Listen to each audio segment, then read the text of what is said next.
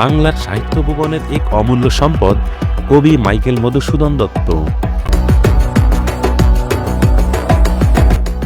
তার জন্ম, বেড়ে ওঠা আর সৃষ্টির পেছনে জড়িয়ে আছে যশোরের কেশবপুরের এই কপোতাক্ষ নদ। আজ আমরা ঘুরে দেখব কবির স্মৃতি বিজড়িত এই স্থান, কপোতাক্ষ নদীর অপার সৌন্দর্য। কবির বাসভবনের সামনে দিয়ে বয়ে গেছে এই নদ।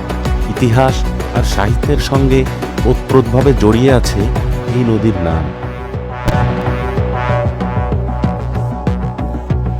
মাইকেল মধুসূদন দত্ত তার অমর কবিতা কপোতাক্ষ নদে লিখেছেন এই নদীর প্রতি তার গভীর টান আর ভালোবাসার কথা।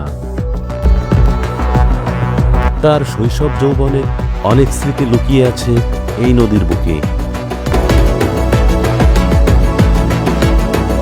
আজ এখানে এই নদীর তীরে বসলে এক অন্যরকম অনুভূতি হয়। চারিদিকে নিরিবিলি পরিবেশ, গাছের সারি সারি আর শান্ত জলের ধারা। প্রকৃতি ও কবিতা প্রেমীদের জন্য এটি এক অসাধারণ অভিজ্ঞতা।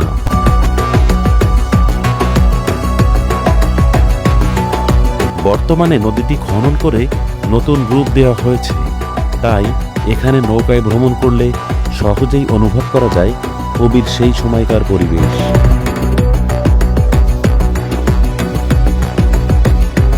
আজ এই স্থান শুধু সাহিত্যপ্রেমীদের জন্য নয়, বরং ভ্রমণ প্রেমীদের জন্যও রয়েছে সমান জনপ্রিয়। আপনি চাইলে পরিবার বা বন্ধুদের সঙ্গে নৌকায় করে নদী ভ্রমণ করতে পারেন এবং নদীর পাড়ে বসে নিরিবিলি সময় কাটাতে পারবেন।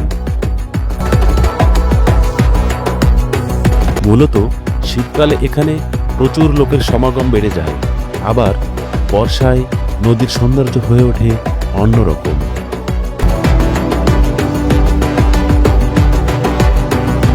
এখানে ঘুরতে এসে একই সঙ্গে ইতিহাস, প্রকৃতি আর সাহিত্যের স্বাদ মেলে।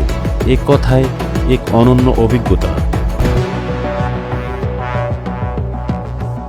তাই যদি কখনো সময় পান, ঘুরে আসুন কেশবপুরের এই স্থান থেকে। প্রকৃতি, ইতিহাস আর কবিতার অনন্য মেলবন্ধন আপনাকে নিশ্চিতভাবেই মুগ্ধ করবে। কপোতাক্ষ নদ শুধু একটি নদী নয়, এটি বাংলার সাহিত্য ইতিহাসের এক জীবন্ত স্মারক। আর কবির এই বাসভবন আমাদেরকে স্মরণ করিয়ে দেয় কিভাবে এক মানুষ তার প্রতিভা দিয়ে বাংলা সাহিত্যকে নতুন দিগন্তে নিয়ে গিয়েছিলেন।